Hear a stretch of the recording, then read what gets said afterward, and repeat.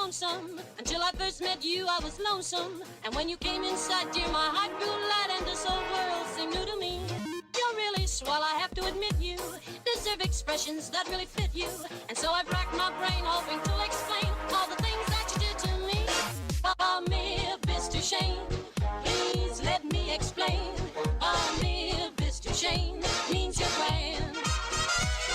Amir Mr. Shane, again I'll explain. It means you're the fairest in the land.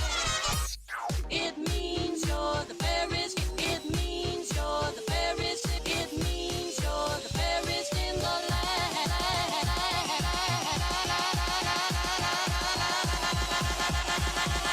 It means you're the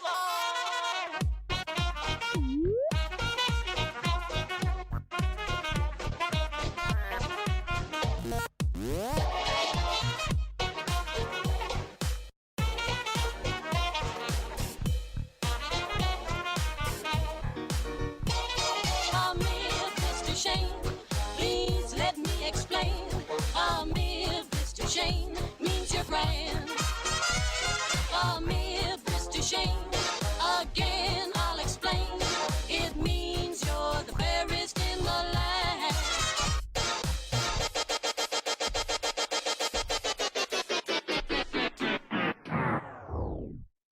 Greetings from the Andrews sisters. I'm Patty. I'm Maxine. And I'm Laverne.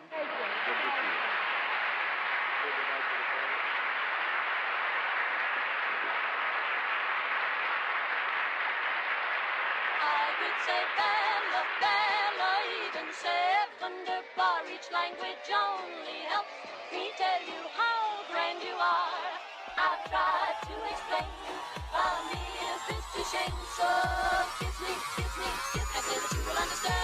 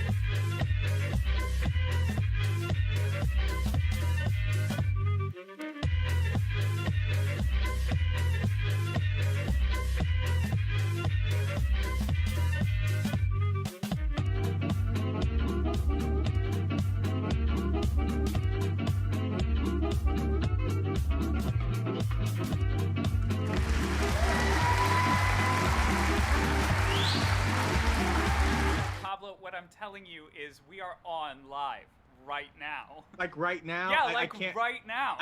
I just need to get to the vending machine. It's no, like 30 seconds. No, Pablo, you can't. We're on now. What? You're too late. We're on screen. Linus, you're fired. We're talking. Worst AD ever. Oh, God. Anyway, welcome back, folks, to another episode of That 20-Somethings Show. That is right. We're back. Believe it or not, it's a crazy time. Yeah. You know, despite all other people's efforts, you know, the producers Oh! and the protest outside, we're back. That's not pink. That's pink. There you go. There you go, Matt. Change the lights.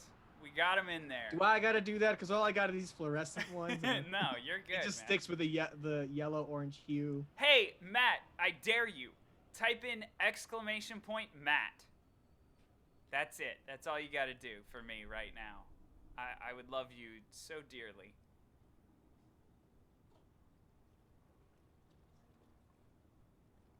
I'll wait. Well, anyway, No, Dr. no, Herman, just, it's very just nice to do see it, you. Matt. It's totally fine. Just do it, Matt. It's great.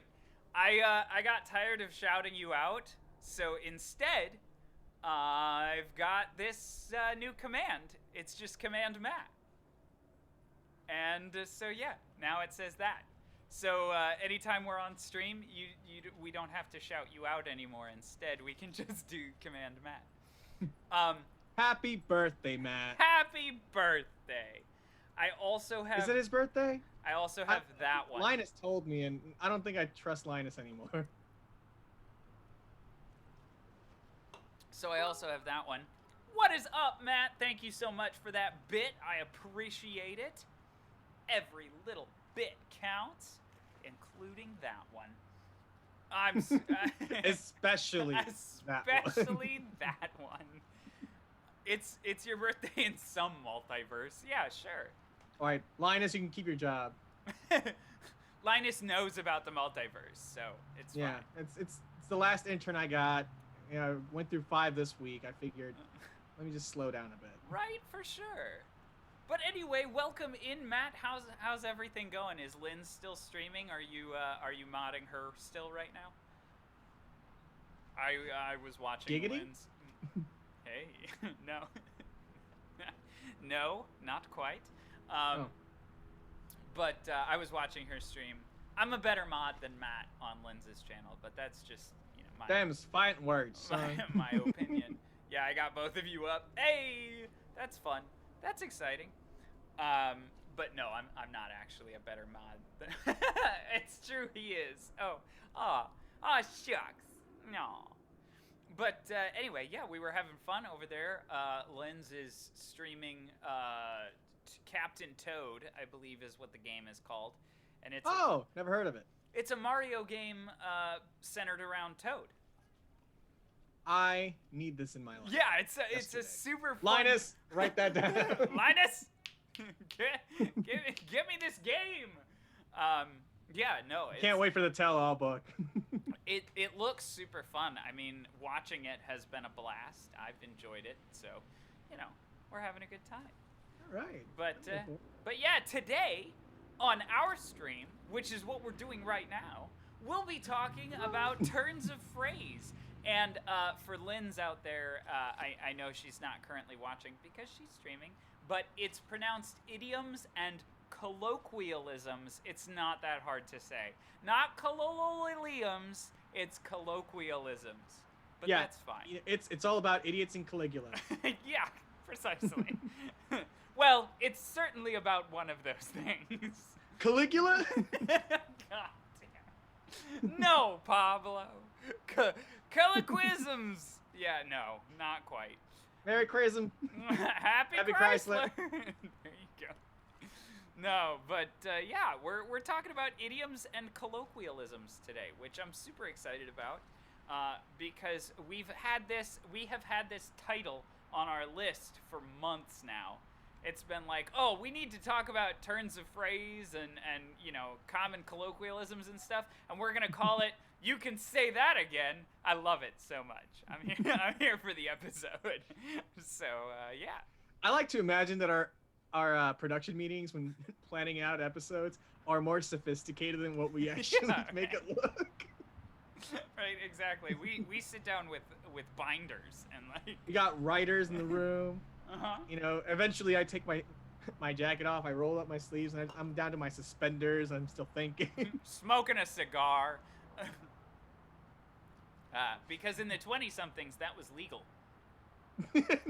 Anyway. In the 20-somethings, that's how we're sticking to it. Yeah, sure. Red Bull not sponsored. No, it's Reed Blue. Actually, it's not Red Bull. It's Reed Blue. Is it really? No. I was gonna say. No. We're moving on up with the Yeah. the sponsors here. Yeah. I'm sponsored by Rad Buell. And so yeah. It's like a bull in lederhosen, and he's on a surfboard going. Yeah, shaka. It gives you waves, Rad Buell. man. I would I'd be the spokesperson for Rad Buell. It'll make you I'm fly. Like, okay. Yo, Bergen Durgan. Stupid. Cowabunga. Cowabunga. Oh my God! Why is this not a thing? Linus, write that down. I'm here for it. So, speaking of things that are not things, but are now things because we've made them things, ladies and gentlemen, I am super excited to announce, Matt, drop it in the chat, command merch. We've got it now, ladies and gentlemen. We have merch. It's official. Can we have a command strip or something? Because I'm Command just here for the strip. fun part. Yes. So we have Just one article. We have merch. I have a merch store over there where you can find all kinds of gear related to our show, Command Strip. I wish. I'll figure something out. If you insist. No, but anyway. I'm already not wearing pants. Yeah. Strip costs 50 bits, at least. 50 bits? I'm one of those 50-cent strippers. I'm the classy one. I wear gloves. Right. But no, I'm super excited about our merch store. I've been working pretty hard on it. So we do have a hoodie with the traditional That 20-Somethings Show logo on it that has Art Deco frame and everything. Super pumped about that. We do have a t-shirt, very much like this one, that's all black and it has just our circle logo with our heads on it. We have a coffee mug for those pretentious enough to drink out of coffee mugs still. And then...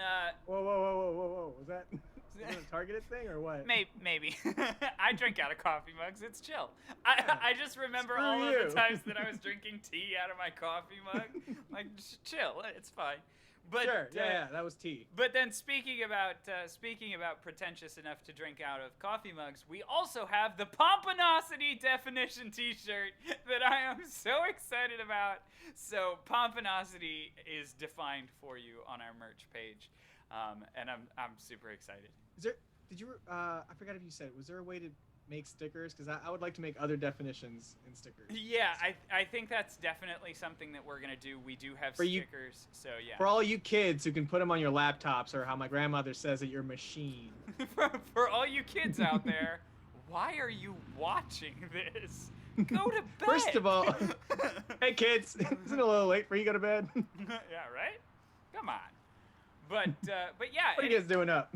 Anyway, I'm super excited about our merch store. So thanks guys so much for supporting us and for hanging in there.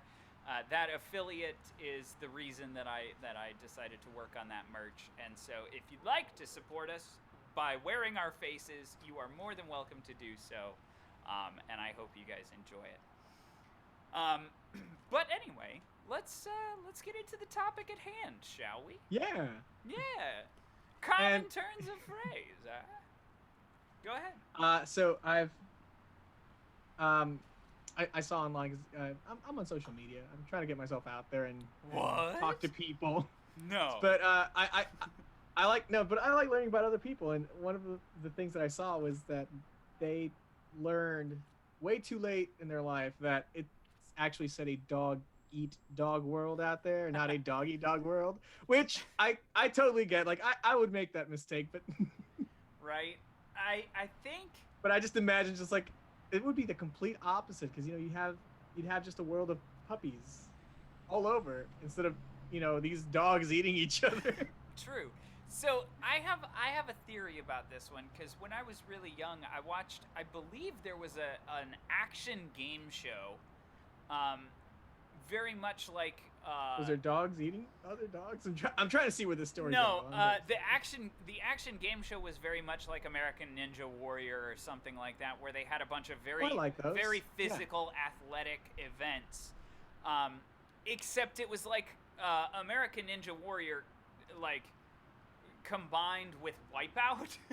So it was like these very very difficult tests of strength combined with like slippery floors and like all kinds of craziness.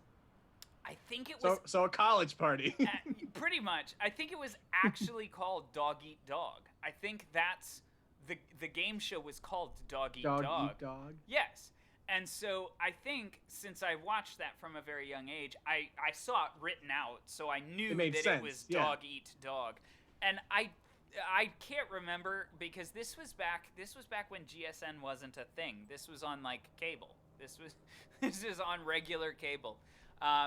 But I don't know that they play it on GSN anymore. In fact, I don't even know that it was called Dog Eat Dog, but I'm pretty sure it was. Because I'm pretty sure I remember it. Again, I was real young though. So that whole doggy dog thing for me, okay. Hey, Linz. Hey, what is up, Linz? Still streaming, but got you tabbed. Thanks so much, Linz. Appreciate that. Yeah, I appreciate it. Enjoy the rest of your stream, Linz. Keep on trucking with Captain Toad or Toad. Keep on Linzing. Yeah, keep on Linzing. But you do you. But yeah. So Dog Eat Dog for me. Yeah, it must be the show that's on GSN then. Yeah, that show in particular was the one that made me think, obviously it's not a doggy dog world, it's a dog eat dog world. I've heard that from a very young age. But I guess the way you explain it, I guess I could see how some people might not recognize it at first. Especially if it's not your first language.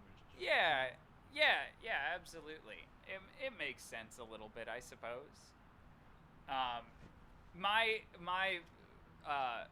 The one that bothers me is I could care less.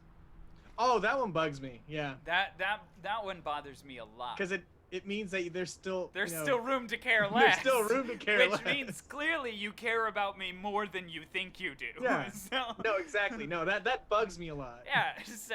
So the I couldn't care less versus I could care less thing. I only say I could care less when I genuinely could. I could care less, but I don't. No, couldn't care less is more definitive. Like you've hit the bottom. That's it. Yeah, exactly. And so when people say I could care less, it irritates me because I'm like, well, thank you. So I can insist a little more. So what you're saying is I should just try a little harder. Okay. That makes sense. No, absolutely. No. And you know what? A lot of shows do that. Like I notice it a lot in shows, movies. What's up? So I'm just reading Matt's comment. We were explaining idioms to the college students in Japan when I studied abroad there. They didn't know a lot of them. Well, I'm sure. That is fascinating. I mean, they seem like they're very straightforward. Yeah. I wonder if it's just I think it's just the culture thing, right? Because I'm not heavy in the Japanese culture, but they just seem like very, very straightforward people. Well, I also wonder if it's just a language thing, like English might be their second language, and so they don't understand English idioms, you know? Mm-hmm. Like for instance, if you were to say a bunch of idioms to me in Spanish and then translate them verbatim, I wouldn't know what the hell you were talking about. Yeah, you know what I mean? That's true. And I love the Spanish ones because number one, they're very folksy, and very often they rhyme. So they just make them sound so whimsical. Yeah, actually, I wanted to talk about that for a little bit. So if you want to take this, absolutely. From what I've been exposed to of Spanish, again, I'm nowhere near fluent, and I know very little Spanish. But like, if you spoke it to me, I could understand a little bit of it. And, of course, you explain a lot to me as well. And from what I understand of Spanish as a language as a whole, is a lot of your comedy is derived from wordplay. Oh, dude, yeah, I love it. So And like you're to me, it's very Shakespearean because there's so many innuendos in like every other line, and that's your how a what? lot of in your endos, you know. Yeah, there And sorry, I'll be more clear next time. I watched Dora, so I know a few words. So I'm level 1, you know. You know, hola, soy Dora. I can skip over to advanced. It's fine. Oh, anyway. No, but yeah, your comedy is all wordplay, which is super fun. And like And it bothers me that a lot of it can't be translated as well, and that yeah. but whenever I can and it seems to fit, I love throwing it in there because it's just so delightful. Yeah, because so the way I understand it, coming from an English-speaking, a solely English-speaking person, I'm gonna try to explain this for all of the other English-speaking people out there who don't speak Spanish. A lot of Spanish jokes, in my opinion, they use words that sound similar at the end of phrases, but mean something different, or like in the middle of a phrase even that means something different.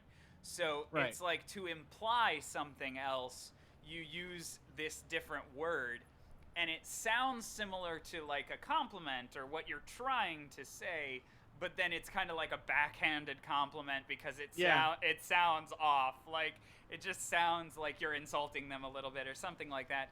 The language is so fun the way you use it. Like Dude, I love it. I love watching, you know, Spanish comedies or Mexican comedies.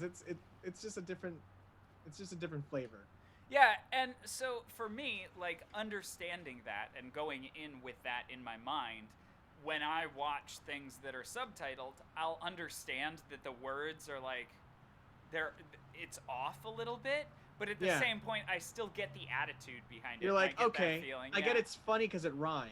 yeah, I get it's funny because there was something there. Like there was a thing that was happening linguistically that I was like, that's good. Like, but I don't know. Like if I were fluent in it, I would be like, aha. Right, and the other thing is, you know, some things are just very folksy. I'll explain. Your brother Noah, one of the things he always brings up is how when we say it's a small world, we say the world's a tissue in its literal translation. Like the world is a tissue. Like, you know, like it's just so small.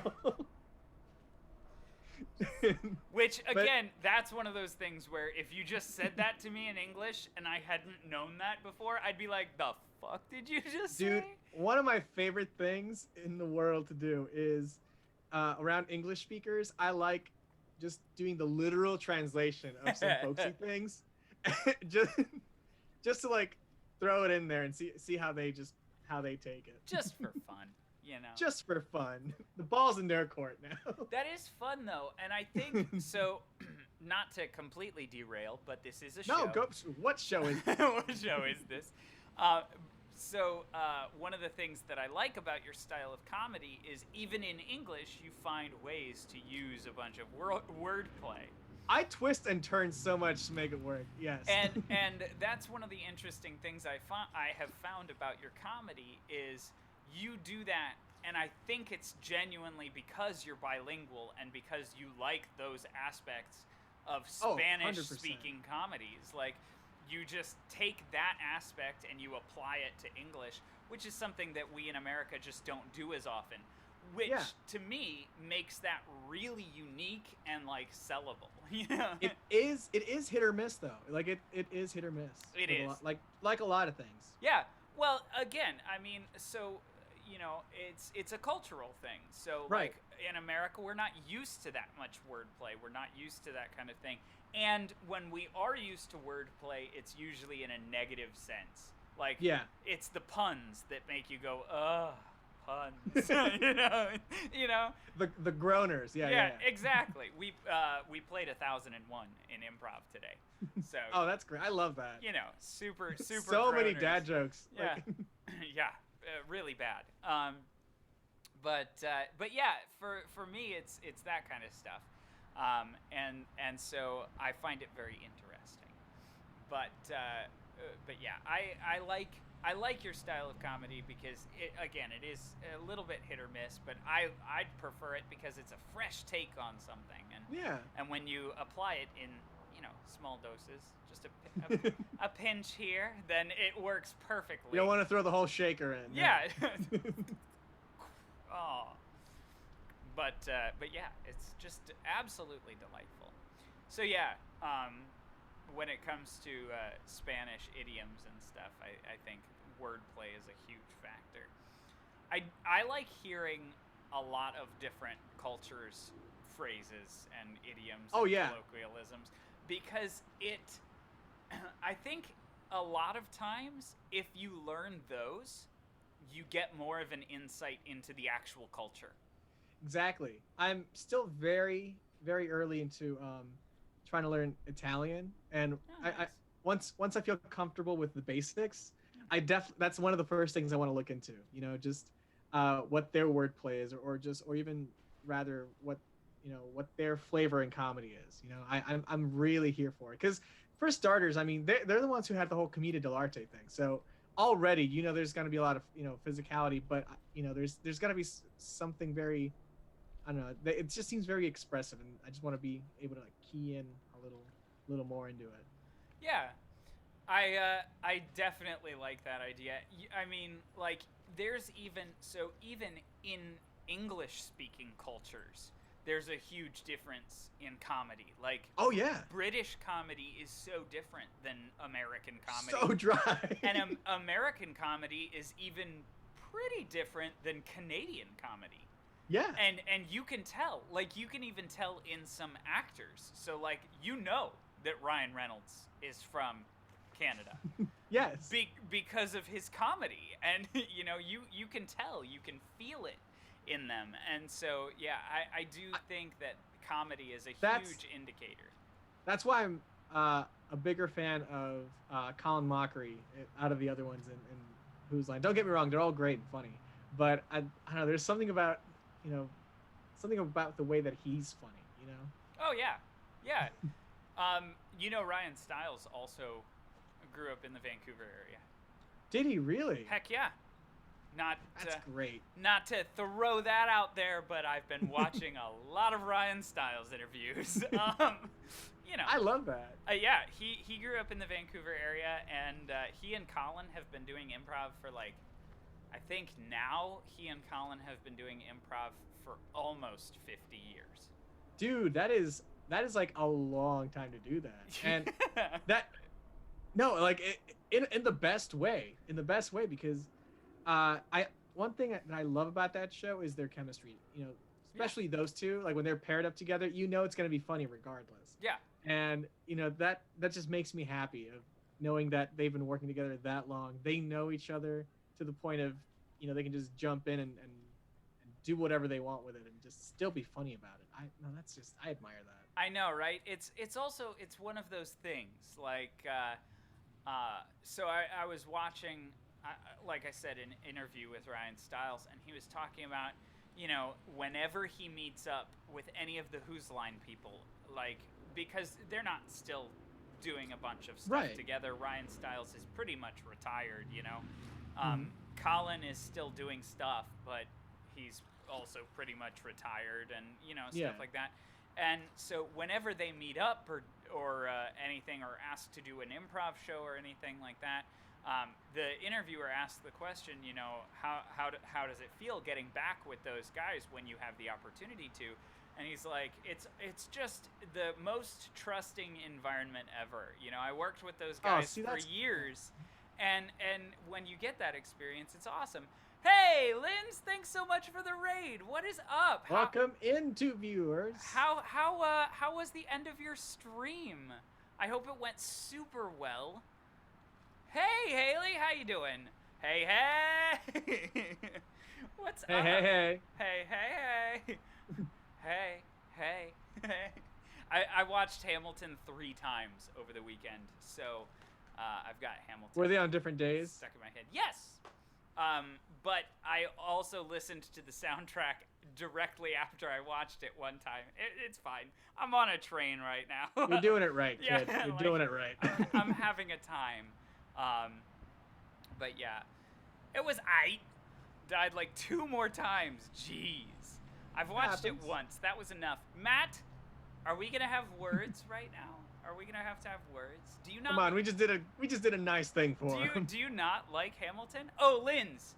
Have a heart, Jacob. Linz. Is this chamomile? Linus, is this chamomile? Better be. Have a heart, Jacob. Did you just say camel meal? No, chamomile. Oh, okay, cool. So, Linz, I did a thing for you. It's that right there. And I'm super excited about it. So yeah. Anyway, I'm curious, would a camel meal be just its meal just blended in together? Yeah, camel meal. Yeah. Hi, I'm Pablo Garcia with camel meal. See, I've been eating this thing for You're so weeks now, and I'm I have the caffeine patch. Stay awake for days with no side effects. I love her. You're so very welcome, Linz. I'm glad you like it. I decided you and Matt have been here for so long that I needed to celebrate the fact that you guys were here. And I was tired of having you guys shout each other out. So now you just have to type in command your name. So that's super easy. That and a statue would have been expensive. Right. Yeah, pretty much. Was that a Meet the Robinsons reference? Of course it was. Yes. Yes, it was.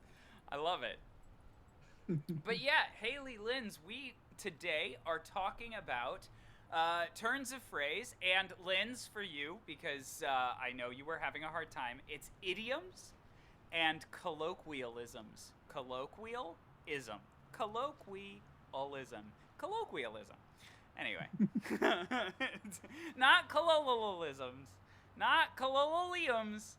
Not colloquialisms. I thought I was stuck in a time loop, and I was freaking out for a second. Help. I like... Settings. Help. What's going on? Colloquialisms. Yeah, of course you can say it in chat. You just have to spell it. Anyway, yes, colloquialisms. So yeah, if you guys have any, speaking of which, if you guys have any idioms or colloquialisms that you'd like us to discuss, drop them in chat. We'll talk about them for a bit. For a while, joke's on you. I can't spell it either. But yeah, for a bit now, we've been talking about other languages and other cultures, different colloquialisms. You know what's an interesting? It's an idiom. You know what's an interesting idiom? Which one? Pushing up daisies. Yeah, that's a terrifying one, isn't it? No, isn't it? It's terrifying. A penny saved is a penny earned. Correct. That is. Ooh, okay. That's a good Straightforward. one. Straightforward. Yeah. Right. So I've always liked the one. Speaking of pennies, in for a penny, in for a pound. Because growing up, I had no idea what foreign money was. And so when it was in for a penny, in for a pound, I was like, why? A penny and a pound. They're two different things. Like a penny. I'm saving up for a pound of pennies. Yeah, that's what it is. Yeah, from now on, that's what it is. So Matt, Linz, do you actually know the true origin of break a leg? I'm very curious about this because a lot of people know somewhat of a kind of story. It's like but I believe Pablo and I both actually know the true origin of break a leg. Yeah. Which is super interesting, and I'm gonna tell you about it whether you know or not. It is a theater-related thing. But did someone break a leg and then go on to do the show or something? No, actually. It's a little less heroic than that. Yeah, and a little less horrific than that, which is great. But basically, this is back in the days of vaudeville. Common thing to know about theaters is the space has like different terms for different areas and different things that are in the theater. So like the big curtain in the front is called the act curtain or the grand rag, or it has a bunch of different names. The space in the sides of the theater are called the wings, and the curtains that block off the line of sight to the wings, those are actually called the legs. Those are called legs.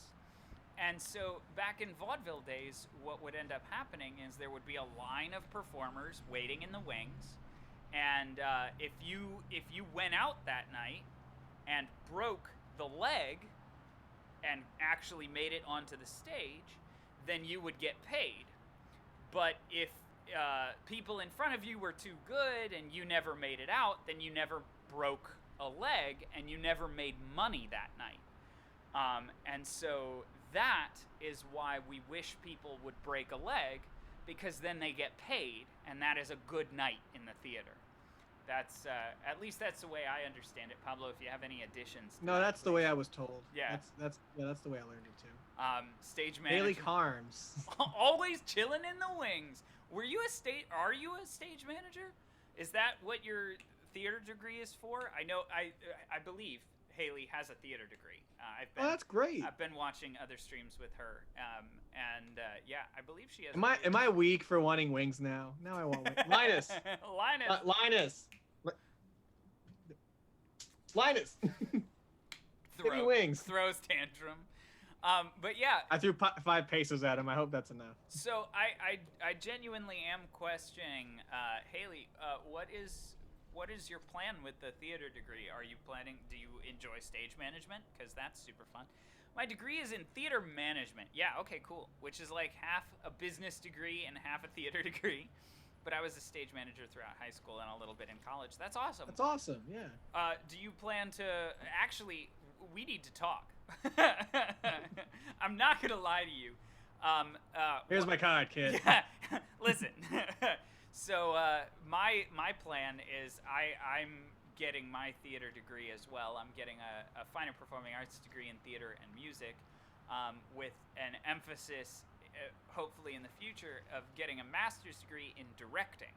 And so, whereas I want to be the artistic director, you could be my executive director, and we could actually run and operate our own theater company, which would be awesome. I would like that very much. That's a goal for me, is to eventually own and operate my own theater company. So that is, you're not in the industry. As I went into advertising and digital marketing. Oh, that's cool. I love marketing and advertising and stuff. It's very fun. I would never do it as a career because I would probably hate myself. But it's still a fun career. I just like being out and active. And advertising isn't as active for me. But still keep in touch with the community and live billboards. Heck yeah. You don't have to be in the industry to enjoy going to plays or That's musicals, true. and you don't have to be in the industry to be a theater lover. That's what I meant. Pompinosity. A theater level lover. Level lover. My level lover. Turns of phrase. But yeah. Speaking of which, Linz and Haley, I don't know if you are in here for the announcement, but we are announcing that we just created our merch store. We have merch, ladies and gentlemen. So you can now find, among other things... Oh, we're changing the lights. Matt... I'm supposed to have a confetti cannon. Linus! Matt, is that a dark blue or a light blue? I need help. Ooh, yes, but among our merch, we have, of course, the That 20-somethings logo t-shirt. Okay, excellent. The That 20-somethings logo t-shirt with Art Deco frame. We have our faces on it, that one's a hoodie. We have our faces on a t-shirt in the circle. We have a mug for those of you who drink tea or coffee out of mugs, or anything else for that matter, like whiskey. To hold your pencils, I don't care. Yeah, to hold your pencils, whatever. And then, of course, we have the Pompinosity Definition t-shirt, which I am the most excited for. Tea is greater than coffee. I am not going to fight you because you are correct. Although I do love coffee sometimes. It just depends, you know? Matt, she's calling you out. You need to get her that. So yeah, Perfect for a birthday present, anniversary present, what have you. What's coming up, Jay? Late Valentine's Day gift. I don't know. Sometimes just because it's Tuesday, go for it. Yeah, it is Tuesday. What a great time. But yeah, absolutely. Check out the merch if you're interested. It would all the we already got our anniversary gift. Well, that doesn't anniversaries tend to mean that they happen more than once, right? I'm sorry. I didn't mean to call you out on that, but it happens again. So I'm just look at us pushing merch. Maybe next year. That'll do. But yeah, hopefully we're still around next year. Hopefully the planet isn't boiling by next year. Hopefully we have a whole China set lined up next year. Right. But yeah, thank you guys so much, by the way, for dealing with me pitching my merch all the time. And just like being super excited about His and hers towels. Oh, I can do it. It's a thing. Them and theirs. Them and theirs. You name it. We're putting it on. Heck yeah. But yeah, so I'm super excited about the merch. Anyway, talking about turns of phrase. Let's get back to the topic at hand. Oh yeah. So speaking of break a leg, one of the things I liked in especially in the producers, there was this whole song, it's bad luck to say good luck on opening night. Yeah. And they would talk about all these different cultures, how they they wish each other good luck, and I thought it was so cool because I remember in French they would say merde, of course shit. But I also noticed that in Spanish-speaking cultures they do the same thing. They say something along the lines of mucha mierda, meaning lots of shit. Because that meant that in the olden days you'd have all these people who rode in on carriages or on horse, and they'd be waiting outside. So naturally, there's gonna be a lot of shit out there. So it'd be a full house. That's great. I actually love that. I didn't know where that one came from, so that one's super cool. I thought that one literally was just superstition and saying the opposite. But so my mother used to say, she mostly says break a leg, but sometimes, she says it in Spanish, but sometimes she would also just go in there and say just, mucha mierda, like lots of shit. Nice. Thanks, Mom. Thank you. Thanks, Mom. Love you too. Mucha mierda. No, I love that. I think it's interesting. And it just goes to show you that theater people are superstitious no matter what culture they grew up in. Oh, yeah. It's fantastic. If you're an artist of some form, there's definitely going to be some superstition. You know what's super funny is break a leg. We need to do a superstitions episode. Oh, yeah. Writing that one down. Linus, give me my notebook. Don't just leave it on the... So, anyway. What was I saying? Oh, so as much as break a leg is a huge thing in theater culture in the United States anyway, or English-speaking... No, I think it's solely the United States, because that's where vaudeville, started and stuff like that. I find it very interesting that sports people have no idea what I mean when I say that, and there really isn't a thing for sports people. Theater is superstitious, and I was going to say super people have their own superstitious. superstitions. Yeah, and they do too, but you still say good luck. You still wish them good luck. You don't not wish them good luck. That's. Well, I'm not an athlete, so I wouldn't know if they have their own rituals. Yeah, and no, here's the thing. They have their own rituals. They have all kinds of superstitions. It's crazy. But they 100% of the time you still say good luck. Okay, yeah. You know what I'm saying? They'll have their own, they'll do a very specific pre-game ritual where they have to drink a very specific Gatorade and, scratch their nose a very specific amount of times and snort just the right amount of coke. Yeah, the usual things that happen. But the most interesting thing for me is you still say good luck. You still wish them good luck no matter what is monthly first cheer Lego. That's awesome. Thank you so much. Thanks for the bits, Linz. Ooh, nice. I appreciate it.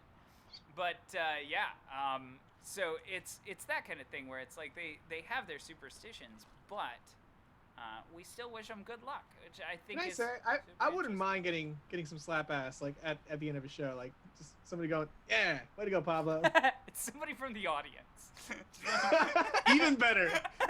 After the curtain call, can an audience member just slap my ass? Can I get a picture with you, sir? Yes.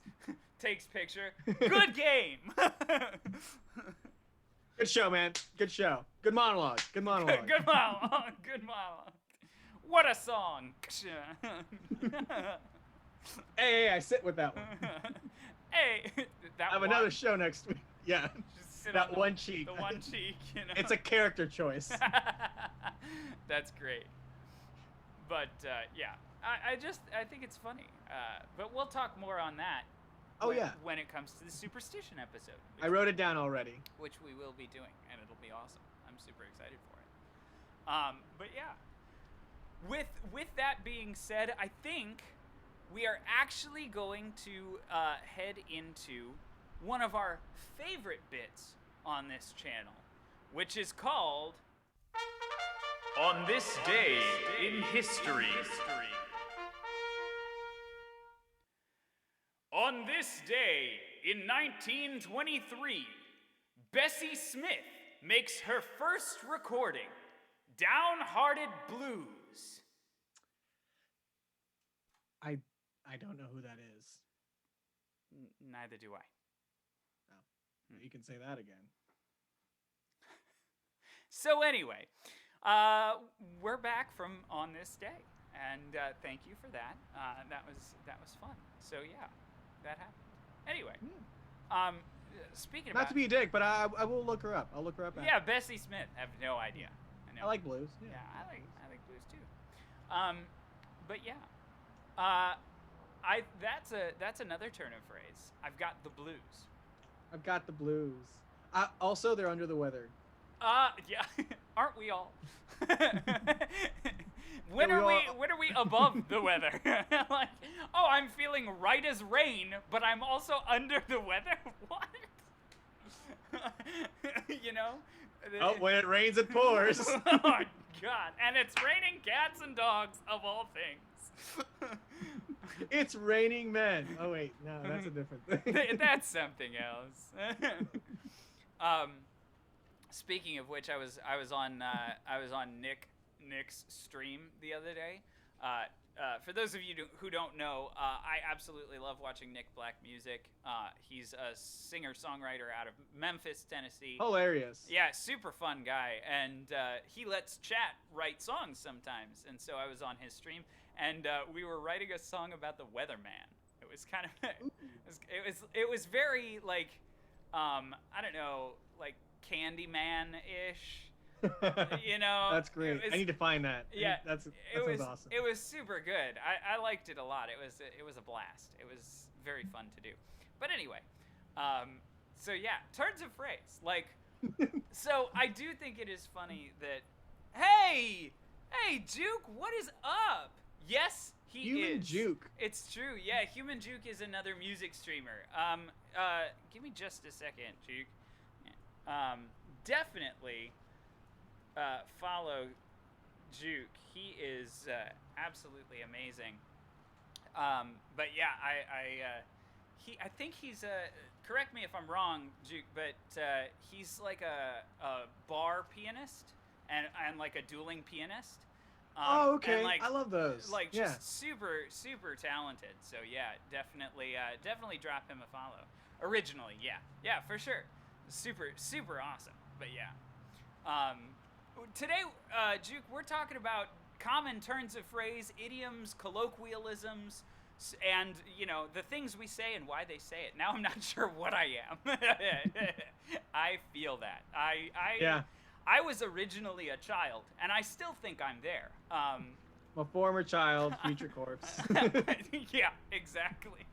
That's pretty much where I'm at in life. I don't know where my life is I'm an amateur adult at the moment. Still got my training wheels on. For sure. But yeah, we're talking about common idioms, and I'm alive. That's it. That's all I ask for. I am the bare minimum of human existence, and that's fine yes. with me. But yeah. So anyway, yeah, we're talking about the Ooh. things we say and why we say I them. am the bare minimum of human existence. Jacob Herman, 2021. Yikes. I feel hurt, but also that's true. That's going in the quote book. But yeah, you know, it was just a fun time.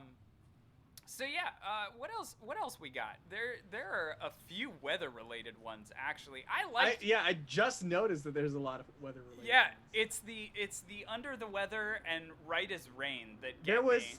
Oh my God! I was in 5th grade, I think, when somebody explained to me, a teacher explained to me the origin of It's Raining Cats and Dogs. Wait, I don't know the origin of It's Raining Cats and Dogs. I might get this wrong. I was in 5th grade, so give me a sec. Yeah, it's been a while, so I'm gonna look it up after. But I think it was something along the lines of, it was like they had like these tin roofs, and you know they would have like cats and you know like. Wait. It's a little straightforward. Was the cat on a hot tin roof? Is that what you're telling me right Yes, now? I'm saying that. Okay. And the thing is, I don't know how this would happen, but like, you know, you'd have like these cats and dogs like, you know, climbing up there or finding a way up there, and then it would rain, so the tin roofs would get slippery and they would be slipping down. So it'd be raining cats and dogs. Now, I'm hoping it's real and not just my teacher trying to impress me. That's probably what it was, to be honest. Oh yeah, because what does he get by impressing, you know, A fifth grader? me? Yeah, I don't know.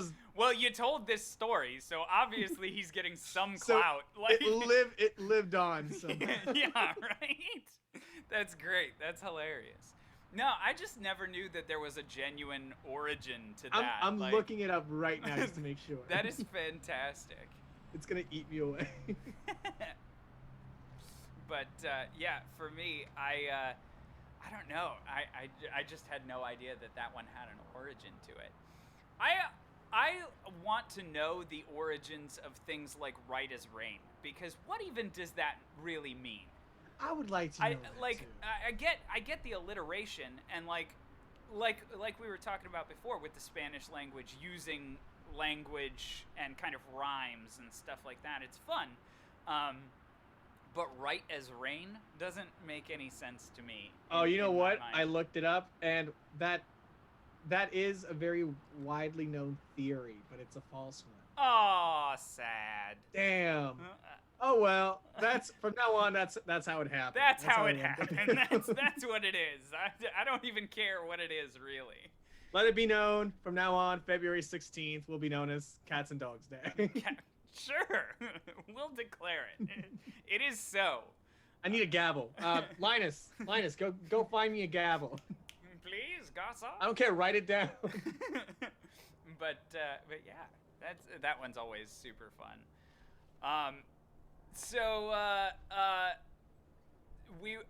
You know what else is a weather-related one that I just thought of is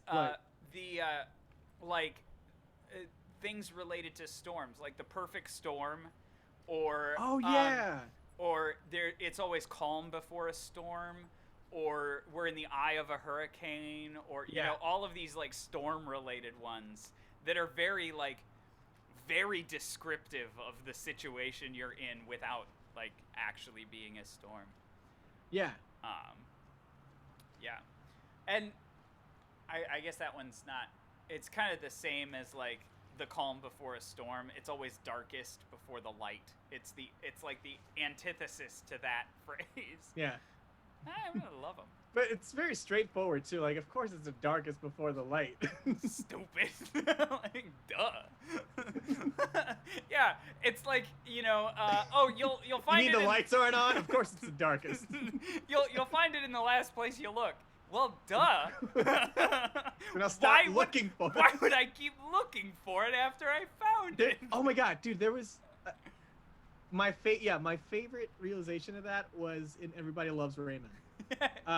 Because what's her name? Deborah. Yeah, the wife, Deborah. Yeah, she was. I forgot what she was looking for. But she was looking for intense. Oh no, her wedding ring. She was looking for a wedding ring, and her and then her her mother-in-law, you know, Ray's mom, says, "Oh, you know, it's always in the last place you'll look." And she says, "Well, of course it is, because then I would stop looking for it." Just curses. That's the worst. So I came to that realization very young when I watched that. Right? That is pretty funny. Oh, let's see. What are some other words? Oh, that one's fun. Like the ones that are like, oh, you're pulling my leg. Pulling my leg is super funny. I wonder where the origin of that one came from. Do you have any theories on that? Like when did like comedy or like lying become pulling someone's leg? Like where does that come from? Yeah. Would it be like, like how you hold on to somebody's leg as they're leaving? I don't know. I don't know. That's interesting. It reminds me of the man with a wooden leg named Smith. Oh, what was the name of his other leg? Stupid. It's just dumb. It's completely dumb. But yeah, I love that joke so much. I hate that joke. That joke is almost as bad as last night I had a dream I shot an elephant in my pajamas. How he got it in my pajamas, I'll never know. Dude, okay, that's my favorite thing about, the Marx Brothers, because so many jokes were like that. Yeah. Groucho Marx once said, outside of a dog, a book is a man's best friend. Inside of a dog, it's too dark. You can't read anything. It's too dark. You can't read anything. Stupid. I love that. Actually, so the two ones that I just said, the elephant in my pajamas, and what was the other one that I just lost? Oh, the wooden leg named Smith. Those both I saw in movies that starred Dick Van Dyke. Okay. Super funny. The wooden leg named Smith is in Mary Poppins. Yes. And the shot an elephant in my pajamas is Chitty Chitty Bang Bang. And strange enough, I never really grew up on cartoons. I would watch a few cartoons here and there, of course, like any other child. But I primarily grew up on live action, like musicals, and that's why I'm weird. You get it. No, I get it. That's why I grew up watching the Three Stooges and the Marx Brothers. What are you talking about? Yeah, and so that's why we're strange. And so yeah. Because I heard the elephant one in a Marx Brothers movie. Yeah, that's hilarious. Well, so Chitty Chitty Bang Bang would have gotten it from the Marx Brothers, for sure. It's probably a very old vaudeville joke. To be honest. It's a vaudeville joke. And that's the thing, is, it's these vaudeville jokes. It's just that's great. The beauty of it. They've survived time, because those are jokes you still hear. Yeah. Speaking about vaudeville, who's on first? Pleasantly Purple just commented there are lots... That's what I'm trying to find out. That's what I'm trying to find out. Pleasantly Purple just said there are lots of baseball ones. Good night, Linz. Thanks so much for hanging out with us. I appreciate it. Have a good night.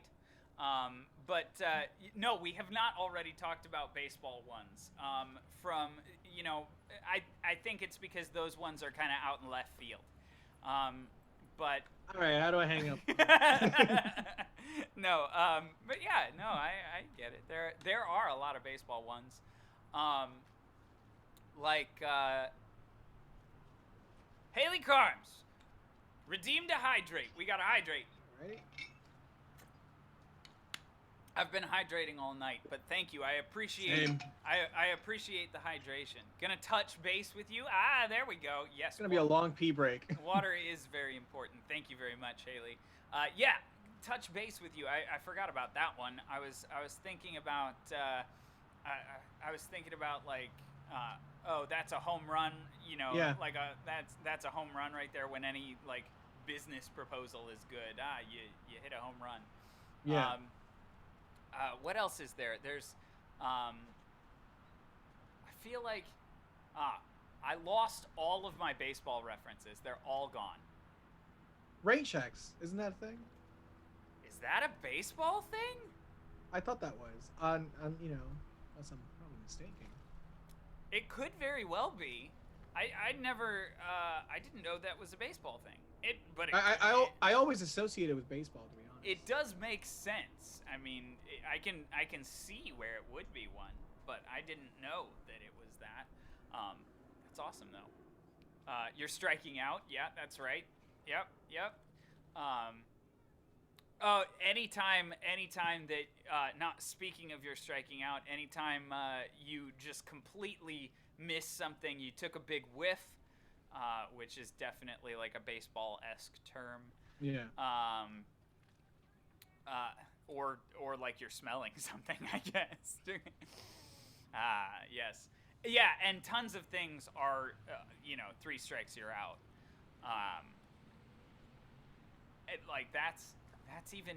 That's like the baseball ideology of the 3 strikes and you're out, like that kind of thing is 3 strikes, you're out.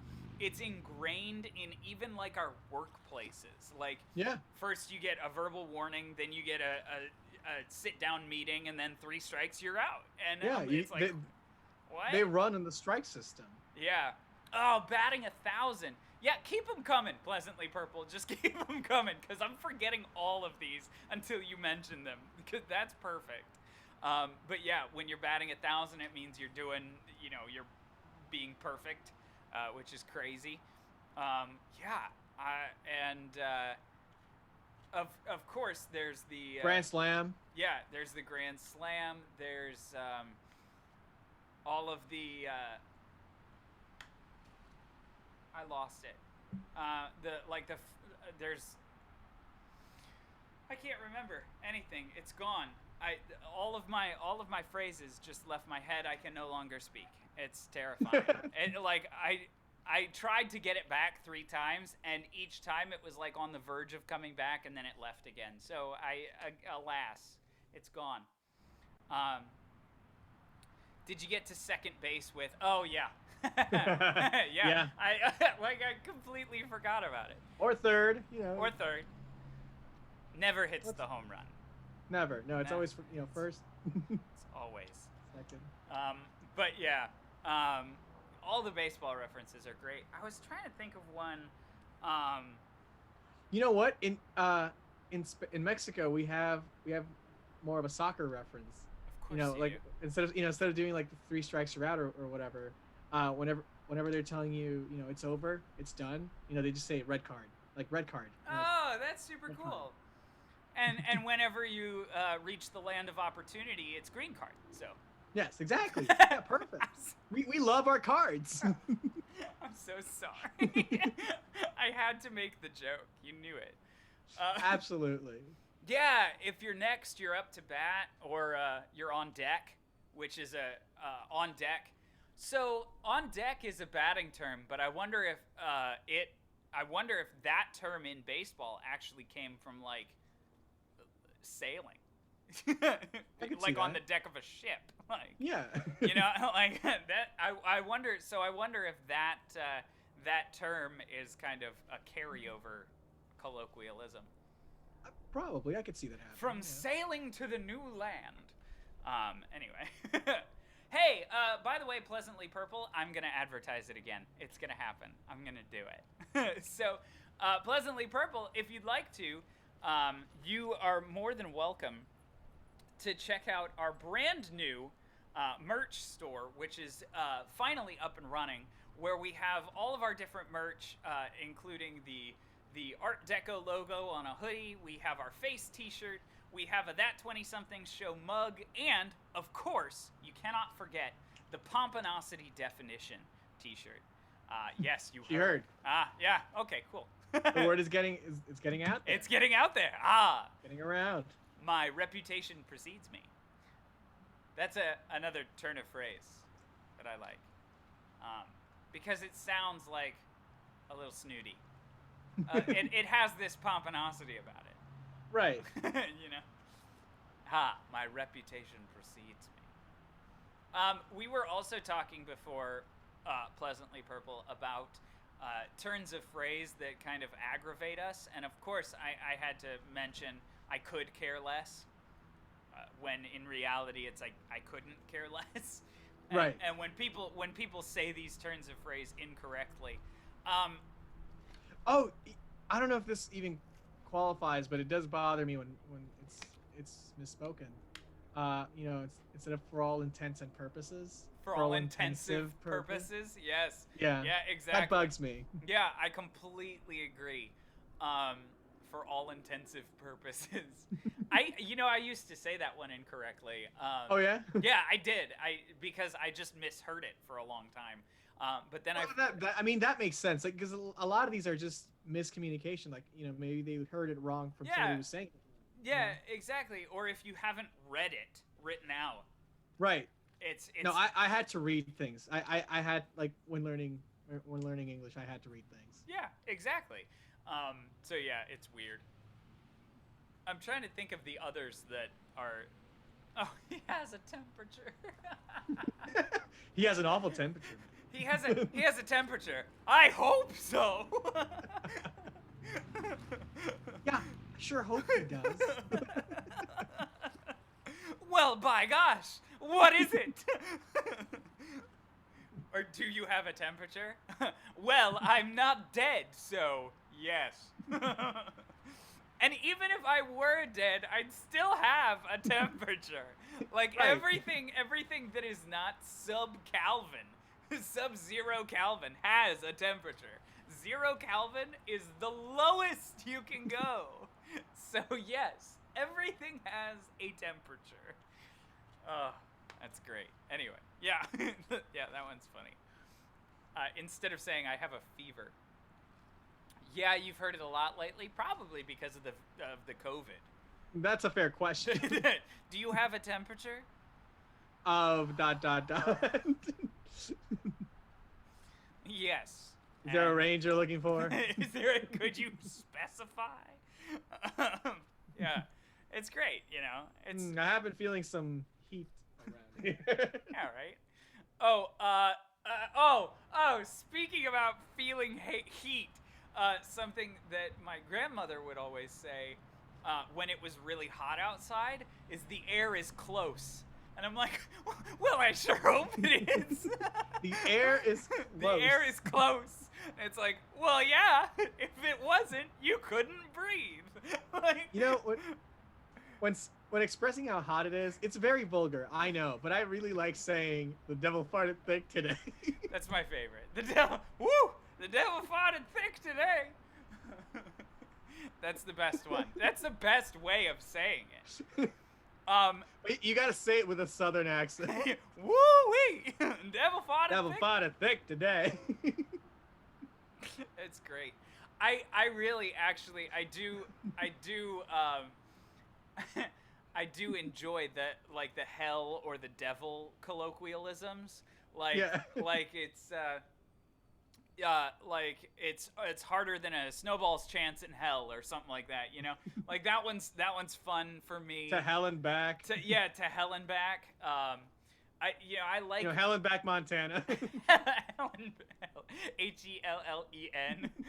BACH, or is that Hellenbach? I'm from Hellenbach, Montana. I love it. But yeah, I do enjoy those, like, devil or hell related ones. I'm trying to think, there was another one. Devil make hair.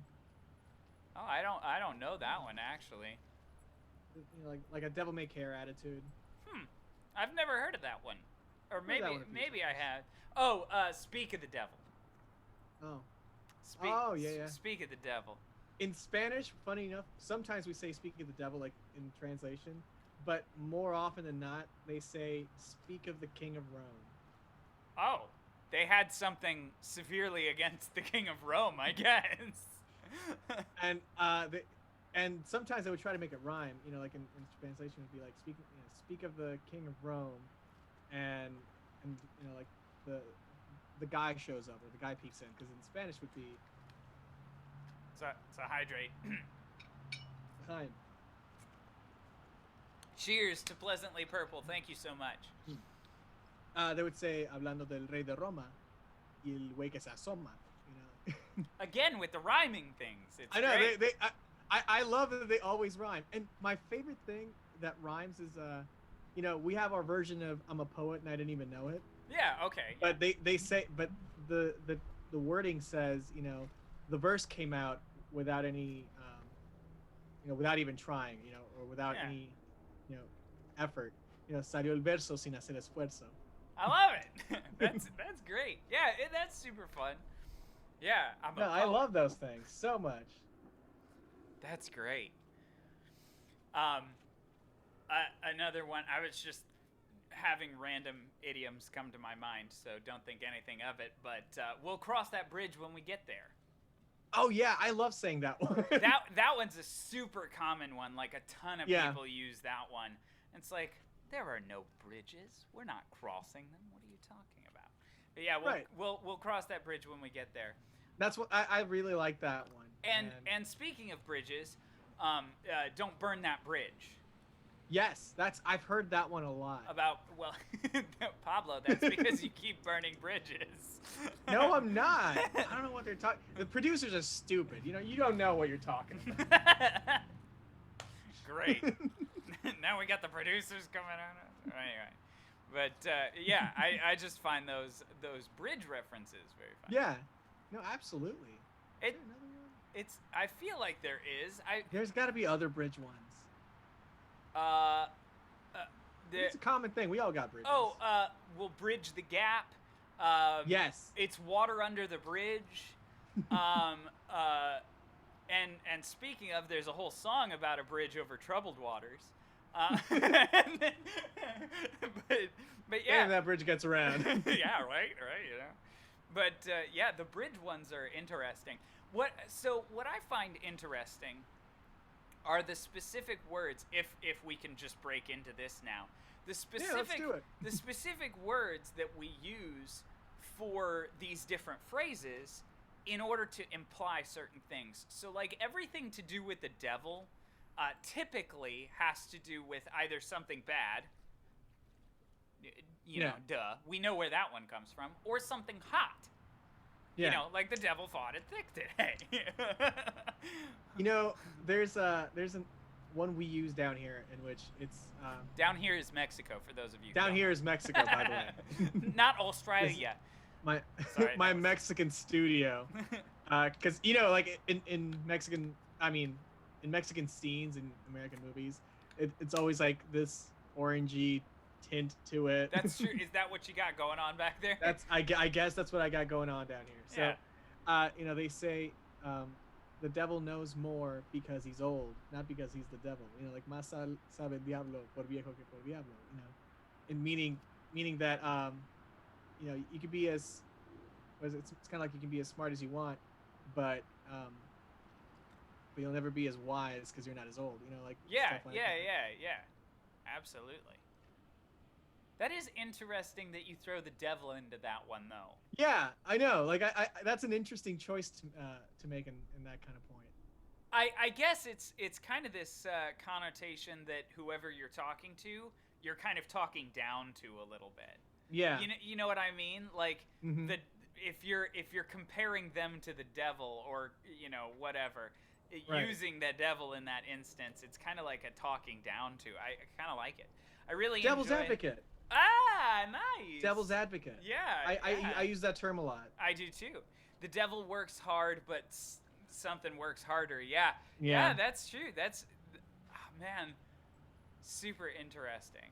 And so the devil usually has to do with negative things or with heat and stuff like that. But bridges,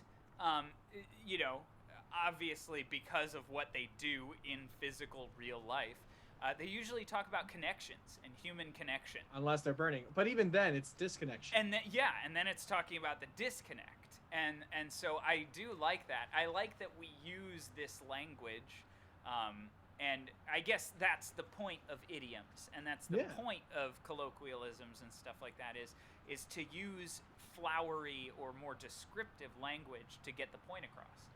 And so bridges often represent human connection and stuff like that. Which is why I super like Water Under the Bridge, because it's saying that, hey, we've still got a connection. everything that was said or everything that was done, it's water under the bridge. Our connection still remains. I super like that. Hey, Mariah, what is up? How you doing? Mariah's with us. Sweet. Do you know Mariah? Huntley, right? Yeah, that one. Yeah, what's up, Mariah? How's it hanging? Just so you know, it was just Linus over there with a flashcard just saying Huntley. So thank you, Linus. Yes. Welcome in. We are talking about colloquialisms and turns of phrase and idioms and all kinds of. We're talking about and all kooky things that we say in the English language. Correct. Or Spanish. Yeah, we're talking about what we say and why we say it. That's a whole nother subject. I hear that so much. It bugs me when they say a whole nother. I'm in pain. I was grabbing my heart on the wrong side of my body too, which is great. That's not your heart, Jacob. Are you okay? Your nipple ring. Ah! Ah, damn it, my nipple ring. It caught in my shirt. No, but yeah, that's a whole nother subject. I love it. When I say like a whole nother. What's another? what? Please tell me, what is nother? Your dad taught me to hate whole nother. Yeah, good, because whole nother doesn't make any sense. Yeah, that hurt to type. Life is absolutely insane. You're my podcast driving home from work, so I won't be typing much. That is totally fine. No big deal. I'm glad you're tuning in and hanging out with us, though. I'm excited for you. If you do get pulled over, please turn us down, because we don't want you to. Because we don't want it. Who knows what we'll say? We are off the leash, so to speak, which, hey, is another turn of phrase. I'm just gonna point out every time we have a turn of phrase. I'm glad the producers can let us off our leash, right, guys? yeah, you too, man, you too. Yeah, you too. What does this mean, by the way? I don't know. It's great. It's fantastic. But anyway, yeah, thanks for tuning in anyway, Mariah. I appreciate it. And yeah, please drive safely. Don't feel the need to type. Because you don't. Just nod, and we'll nod back. Yeah. That was great for a podcast that she is listening to and watching the road. I'm sure she could hear our headphones our heads shaking. Slightly move. She could hear the marbles rattling around in here because we've lost a few too many. For me, it's more like a screw in a tin can. Whoa! You've been pulled over twice today. Oh my god! I'm so sorry. Yeah, they have a quota coming soon for sure. They always come in threes. Oh no! Don't jinx her. I'm not jinxing. I'm just saying, watch out. I'm just saying, keep your eyes out. Download Waze. Brought to you by Waze. No, we're not sponsored. Can we get that? We're not. Can we get that? No. No. Okay. Brought to you by Wheeze, the Us app for travel. Wheeze. Wheeze. For carpooling. For carpooling. Stupid. So you know what? Turn of phrase I never use because I never knew what it meant until today. Ooh. Okay. Okay. I know this is gonna sound stupid because it's fairly obvious, Dude, but I've never. There's a lot of shit. There's a lot of stuff I don't know, and I'm too afraid to ask nowadays. So go for it. Yeah, right. They come in threes. Exactly. That is another turn of phrase, specifically known heavily to theater folk because when it comes to comedy and when it comes to theatrical devices, and anything with storytelling too. Yeah, it always comes in threes. Yeah, that's why kids shows are always 3 points of interest. You know, like when you watched Dora, it was this, and then this, and then this, and those were the three things. And there were 3 little mini adventures along the way. It's threes. It's the rule of threes. It's great. But the phrase. Yes, for those Dora people out there that know what trace means. But anyway, the turn of phrase that I didn't know what it meant, which is stupid, is out of the frying pan and into the fryer. I've never heard this. What? You've never I've even never heard heard it? this. Okay, I've heard it before, but I've never used it because I'm like, that's a weird turn of phrase, and I couldn't really get in the context what it meant. So I never used it. But it means, like, out of a bad situation and into something even worse. Like, oh, great. Where has this been all my life? I love this. Oh, yeah. Did I say? Yeah, out of the frying pan into the fire, not the fryer. I said the fryer. Okay, that gives me a whole different vision, but I love the vision of just like the frying pan, and you're like, oh, thank God, and it's in the fryer. It's a vat of oil. You're boiling it. Yeah, I definitely meant It's like, fire. It's definitely the most evil, the chaotic evil version of, you know, God closes a door, he opens a window. Right. Yeah. Except it's the antithesis. It's exactly the opposite. Haley Carms, Mariah said she's always heard of death and babies come in threes. Oh. Which we were actually talking about the other day because somebody famous died and we're like, well, who are the next two? Who's next? Yeah, who are the next two? And then we started a poll like animals. Yeah, like animals. Anyway, and then Haley says, I'm not sure if it's a regional thing, but I heard for the first time a few years ago, Devil's beating his wife in reference to when it was still sunny but raining. What? I've never heard that before, Haley. Oh my God! What? That's hilarious, and I'm definitely using that. Well, the devil's beating his wife today. What? But I want to hold a cigarette and look like I'm like being nosy from my window. Like, well, devil's beating his wife. Jesus. No, I've never heard that one, but that's I got hilarious. my curlers, my moo-moo. You know, that reminds me of that Vine that's like the kid. He's like 12 years old, and he's like, mother trucker, man, that hurt like a butt cheek on a stick. I love that so much. And I'm like, well, the devil's beating his wife. What? What is this? Wow, shucks. That's great. My stepdad, who is originally from PA, and I was like, excuse me? Yeah, yeah, exactly. Yeah, I would definitely be confused. Well, I am confused hearing that for the first time. I'm like, I love that so much. Where does that even come from? Like, where has that been all my life? I've heard, yeah, Rip Vine for sure. But mother trucker, dude, that hurt like a butt cheek on a stick. Oh, super funny. But yeah. Another one that's like that for me, in regards to weather and deities, I suppose, is when it's storming out, when there's a thunderstorm, and it's like, oh, God's angry, or something like that. You know. I saw this one on The Simpsons, but they called it God's bowling. God's bowling, same thing. God's an angry bowler. And then, of course, it's The Simpsons. They would have to make that joke, like of God bowling up there. Cut to God bowling. Okay, we're there. I love The Simpsons. Yeah, it's great. It's fantastic. Yeah, it's super funny. But with that train a-rolling, give us just a second. We will be right back after these short messages. And by messages, I mean this song. But we're going to take a quick break, but we will be back. So don't go anywhere. Don't touch that dial. Yes, Microminiacide, you came at the worst time. We're going to take a quick break, but we will be right back. I promise.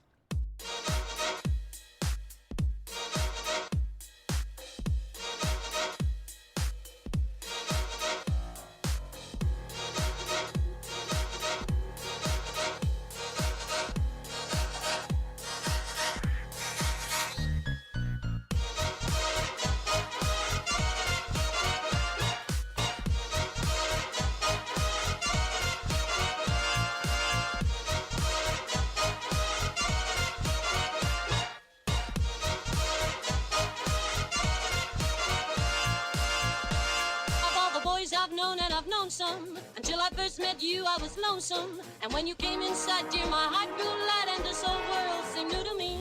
You're really swell, I have to admit you deserve expressions that really fit you. And so I've racked my brain hoping to explain all the things that you did to me. Amir, Mr. Shane, please let me explain. Amir, Mr. Shane means you're grand. Amir, Mr. Shane, again I'll explain.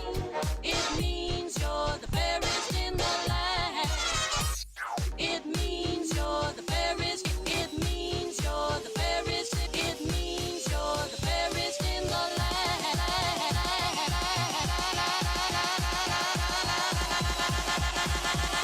Means you're the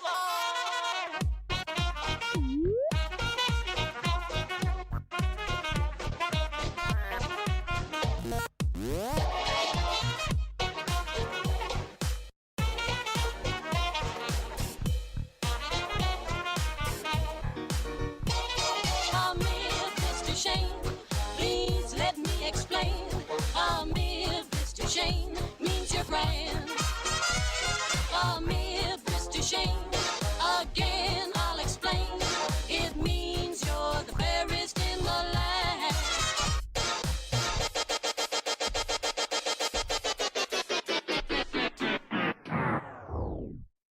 Greetings from the Andrews sisters. I'm Patty. I'm Maxine. And I'm Laverne.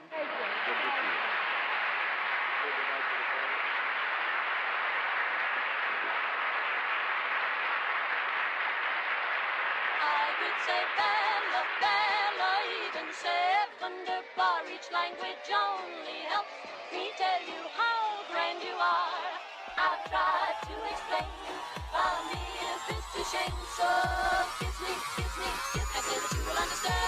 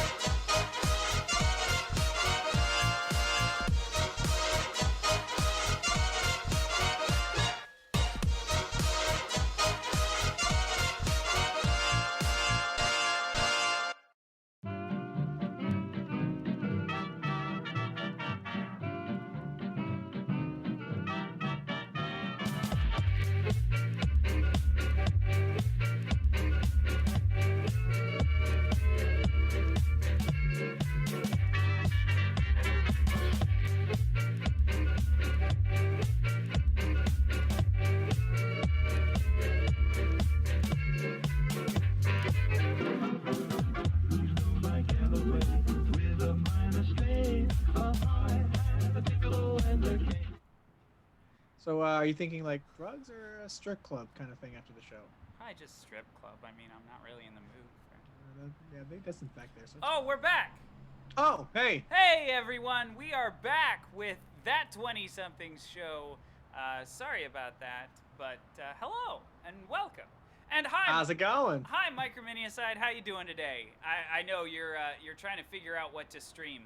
If you don't have much to do there, come on over to my server, where I'm just saying, like I have been making like super progress on my server, and like I have tons of diamond gear, and so I can like share it with you, and we can hit up the end pretty soon if you'd like.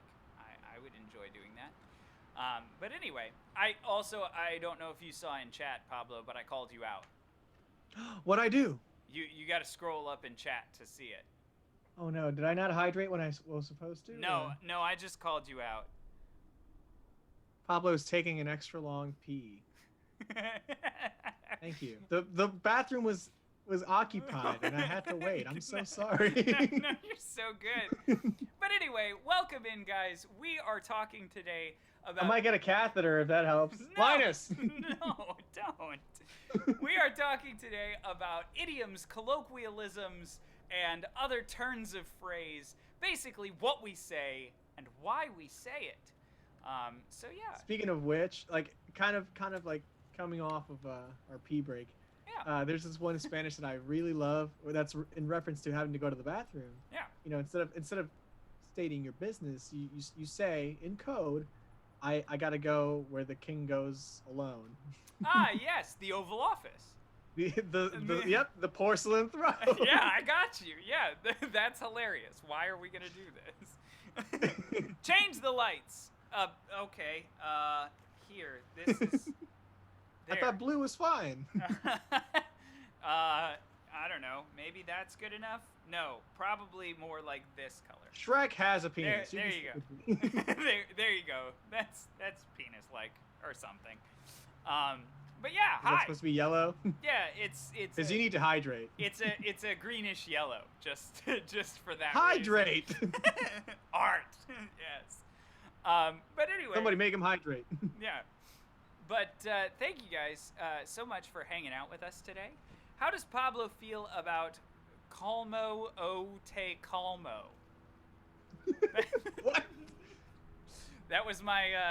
Clamato de Clamato? No. My favorite. No, but Mariah asks, how does Pablo feel about calmo o te calmo? Which I'm assuming is calm, calm of your calm no. or something like that. I think I know what you mean. It's te calmas o te calmo. Either it translates to either you calm yourself down or I'm doing it for you. Oh, okay.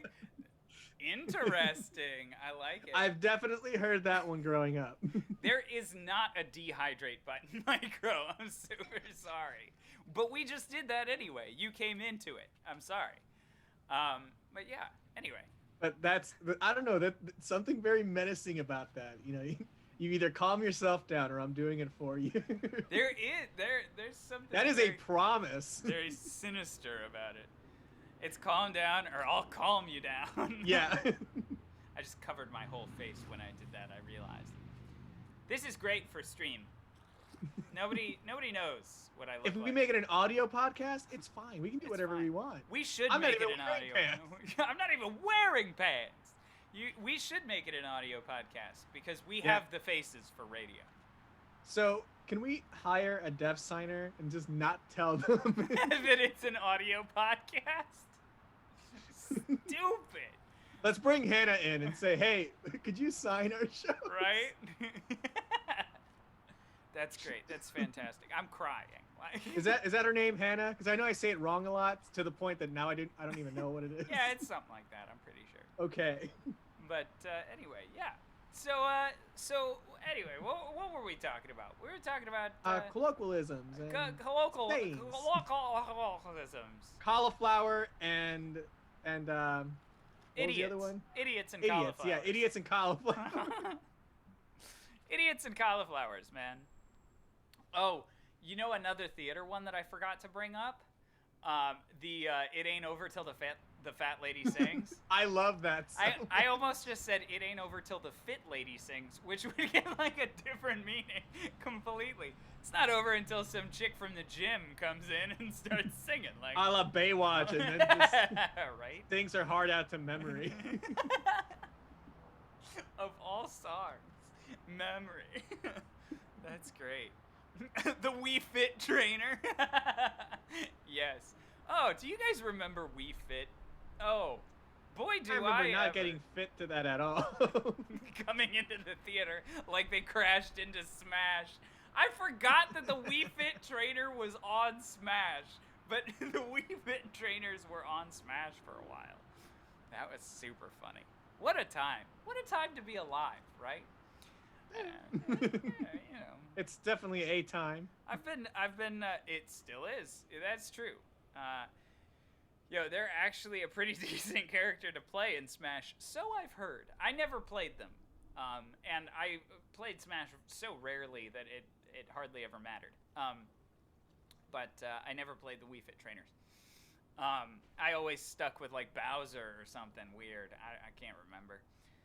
He doesn't seem fit at all, Jacob. Bowser, he hardly touch his toes. Bowser or like Link. Sundance for Smash. Heck yeah. See, what I really need to do is I need to get my capture card and I can start playing Galaxy on stream because Galaxy is super fun. Hey, redeeming a hydrate. This is for Mariah. Cheers, Mariah. Thanks so much. Eventually, I'm gonna buy us. Alley-oop. Eventually, I'm gonna get us our own coffee mug merch, and that way, every time somebody redeems a hydrate, we're branding. Yeah. So that's fantastic. And then, like, at the bottom, it says, "Please buy it." Please buy this. For the love of God, we need it. Help me. Speaking of which, for the love of God is a turn of phrase. I didn't realize it until I just said it, but it is. It's a turn of phrase. You know, that's the fun thing about. Hey, what are we gonna do with all these sardines? I just realized that. Nothing. We don't do any. That's not. I'll explain Can I that later. snack on them? Listen, I'll explain that later, Grandpa. You know, that's not a concern. I'll make water bottles to sell. There you go. There you go. Yes, we need it. Can you make it paper? It's better if we just use paper. Yeah. Because that's what we want. We want our faces in everybody else's gym. That's what we want. Yeah. At least I'll be in the gym somehow. That's the only way I'm gonna go. That's how you're gonna see me at the gym. But yeah. No, I'd like to go to the gym. I will for sure add water bottles to the merch. It'll happen. I'll have to come up with an idea for them, but I'll do it for sure. It's a see-through water bottle with us and scuba gear. I actually love this idea. Draw it, Pablo. Do it. Okay. Do it. I'm here for it. Oh, that's so great. But anyway, so yeah, as I was saying before the water bottle conversation, I love how different turns of phrase and different idioms and stuff creep their way into conversation without you even realizing it. Yeah. Like, creep their way into conversation. Like, you know, when you say things that you don't realize is an idiom. Oh, you have an idea? Let's go. Let's go, Mariah. I'll talk to you about it after stream for sure. We'll keep in touch. You know me. You have water bottles and the vinyl already. Let's do it. I'm here the for pops. Can we have pops? Yeah. Can we have pops, please? We would have to work with, like, what's the company for pop? I forget. Oh, I've completely lost it. Yeah. It's a huge organization. Why do I not? Well, I know. Why do I not know this? I'm blanking. It's like forgetting Mattel or something. Like, well, let's backtrack. Mattel, Hasbro, Play School. Yeah, Play School, Pablo. Wait, I'm going all the way back. I'm going backwards. It's too far. We've gone too far. Anyway, whatever. We'll work with the pop company. We'll figure that out. Yeah. First, we'll learn their names, and then we'll work with the pop company and get ourselves some pops. It'll be fantastic. I know it's a cute name, isn't it? It is. Like it's name. Fun something. I can't remember. Funko. Thank you. Thank you. There you go. Funko. That's what it is. So we'll work with Funko. I love it. I'm glad we got there on stream, because otherwise, people, what you have to realize watching this stream is this is our. Thank you, Pleasantly Purple. Gee, Pleasantly Purple. we figured it out before we received your message, but thank you very much. They let you make custom pops? No way! I thought you had to be like famous to do that. I thought. Nah, any schmo can do it, and we just happen to be two. We just happen to be two schmoes. I didn't realize that. That's awesome. I'm super excited now. But yeah, Pleasantly Purple, there is a little bit of a delay, so. Yeah, I know it's Funko. Linus, get out of here. Linus, leave! Anyway. You're no use to me. That was great. That actually looked like somebody handed you something. I'm proud of you. Thank you. I try sometimes. For those of you who don't know, our process is such that we just speak until the answer comes to us. So, heyo, I'm definitely taking that link right now. I appreciate it very much. You hate the lag. I answered forever ago. I'm so sorry. Oh, see that, Linus? You don't. What's your excuse? It's genuinely it's a couple of things. One of them is I have terrible internet because I'm in a dorm, and it's also because I think you're on mobile, and mobile delays it even further. So it's just not fun for anybody really. But yeah, thanks anyway. So yeah. What were we talking about? Common turns of phrase and stuff like that. That's okay. What That's is become this like our again? phrase. That's become our phrase to reel us back. What were we talking about? Common turns of phrase. Yeah. For sure. Oh boy.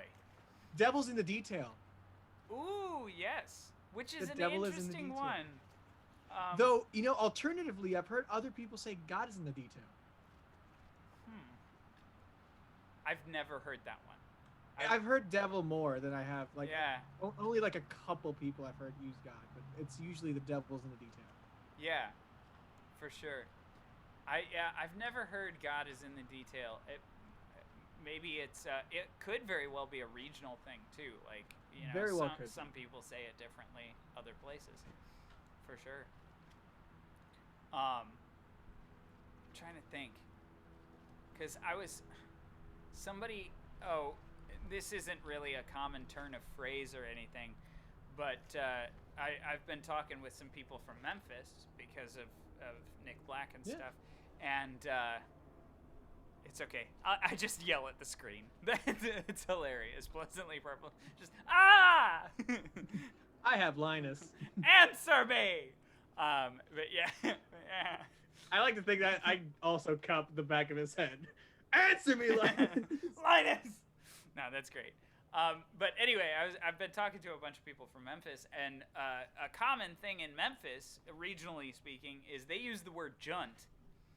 Junt. Junt. Yeah, and junt is used for like everything down there. So when you can't think of the word for something, it's a junt. Like, hand me that junt. And yeah, so like junt is just their filler word, and I think that's an interesting thing. Speaking of fillers, I've definitely heard some people doing it in English, but mostly in Spanish. It's like when you guys say for blank reason or for X reason. Like when you guys say that, that's your fill-in. They always do that in Spanish as well. They always go for like X, like X motivo, or like they throw the X in there as their placeholder. Yeah, that makes perfect sense. Yeah, I could definitely hear that whole interaction. Oh, a piece of cake. Piece of cake. Oh, piece of cake. I say that one all upside the time. down. Have you ever heard that? It's a piece of cake upside down. No. I think it's from a movie mainly, but I've heard other people use it. Huh. A piece of cake upside down. I think it was Stand and Deliver. It may be Stand and Deliver. Huh. Interesting. I have to look at it. Like, what context is it used in? So is it the opposite of piece of cake? It's like No, I think it was just saying how easy it was. Like, it's so easy. It's like ridiculously easy. Like, piece of cake upside down kind of thing. I don't know. Like, or maybe it's just it was something along the specifically lines of just upside like, down cake. oh, now I want pineapple upside down cake. That could I haven't eaten yet, that so could I'm be- hungry right now. Right. Hey, I'm glad you're home, Mariah. I think phrases have changed so much now that social media and memes are Yes. such a thing. That is true. Oh yeah. And I mean, like, so like a ton of phrases have come about that are like generational. Like, see, now I can't think of any of them from my childhood. Just think of. I was gonna say, just think of any meme. Yeah, but like there used to be like, nobody uses this one anymore, so it's gonna sound super dated. But like on fleek. Shut the hell up, on fleek. On fleek. I haven't said that in years. Like that was a phrase that people use. I've said it sarcastically. And now a lot of people say like no cap. No cap. Yes. Like that's a phrase. And so I think a lot of those phrases, a piece of cake or easy as pie. What's with desserts? Desserts are simple. They're just it's just super easy, which is funny because, oh yeah, ratchet. Ratchet is never used anymore. It's funny. I've heard it tossed around. Yeah. But it just feels weird because it's like all these younger kids. Yeah. People actually use bougie more, which I love. I like bougie more than ratchet, to be honest. But yeah, the dessert thing is kind of funny. Isn't bougie like the opposite of ratchet? Yeah, it is. But people don't use ratchet anymore. Gotcha. They use like bougie and stuff like that. Yes, I gotcha. It is quite the opposite of ratchet, though. I was gonna say I must have been saying it wrong. No, you've been saying it correctly. You are correct. It's just now yesterday's ratchet is today's bougie. So. Ooh. Ooh. Speaking of which, that was going in my quote book. speaking of which, orange is the new black. Orange is the new black. You know, saying something is the new black. Blank is the new black. Like, or is the new pink. Or, you know, I've heard it both ways. Has Matt left already? Matt, are you still with us? If you're still with us, give me a hell yeah in chat. I don't know why. Just because I felt like it. Because I don't think we even told Matt that this is our 69th. We have our we have our 69th follower, Matt. I'm super excited about it. It almost for you. It doesn't feel like it counts because I don't know if you've noticed, but my Streamlabs bot has changed. What is going on? Something weird is happening on my computer. So oh no. I don't know what's happening. It's okay. I'm fine. I just don't know what's going on. But anyway, so I don't know that it counts because my Streamlabs thing is now named Sundance Streambot, which I'm super excited about. That's another feature that got added with the Prime that I got. But the problem is, in order for that to happen, Sundance Streambot had to follow my page. And so we got a new follower, but it's a bot, so it's weird. Gotcha. It's like a weird... Hey, bots are people too. But no, they're literally not. The problem... Give it time. They're literally not. Okay, Gretchen Wilson. What? Why you gotta come at me like that, Mariah? But anyway, that's the point. I am not a robot. But yeah, anyway. So yeah, for those of you who have just joined us, we are talking about turns of phrase, colloquialisms, idioms, and the things we say and why we say them. You know what's one of my favorites? Never look a gift horse in the mouth. Yeah, I always thought that was a weird turn of phrase because I've never received a gift horse. So so you've never had to look it in the mouth. I've never had to look a gift horse in the mouth. Also, why would looking it in the mouth be a bad thing? But that's one thing. They judge their teeth. I guess. I've never owned a horse, so I've never had to look at a horse's teeth. I think that turn of phrase is a little strange for me, just because I am so far removed. The strangest, the better. Like, guys, if you have the strangest or weirdest turn of phrase, please throw it my way. I love those. Yeah. I live for them. 2 in the hand is worth 1 in the bush. I think that's... Is that about birds? It's about birds. Guys, but I have no idea why 2 in the hand is worth 1 in the bush. I don't... In Spanish, why? we say it's better a bird in hand than hundreds in the air.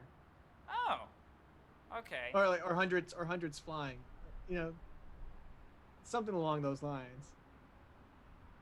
And how you tell the value. So it's talking about being grateful for what? Yeah. Well, I know what the phrase means. I've just never ever been in a situation. You didn't expect the analogy of a horse. Yeah. Like I've never been in the situation where that is literally applicable. So, really, you've never wanted a pony in your life, Jake? Never have I wanted a pony. Sitting on Santa's lap, a pony was the furthest thing from my list. Hey, what is up, Cole Scott Music? How you doing? Thanks for dropping in. We're talking about colloquialisms and idioms and all kinds of weird turns of phrases.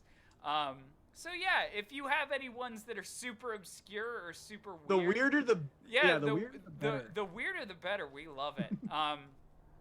From Haley Carms, we got the devil's beating his wife for when it's sunny, but when it's also raining at the same time. I'm like, where did that even come from? It's super So weird. delightful. No, unfortunately, you cannot, because unfortunately with Zoom, it only allows 2 people on at a time unless you pay for their Prime subscription, and I do not pay for their Prime subscription. So unfortunately, it's only the 2 of us podcasting today, but we'd love to hear what you have to say in chat.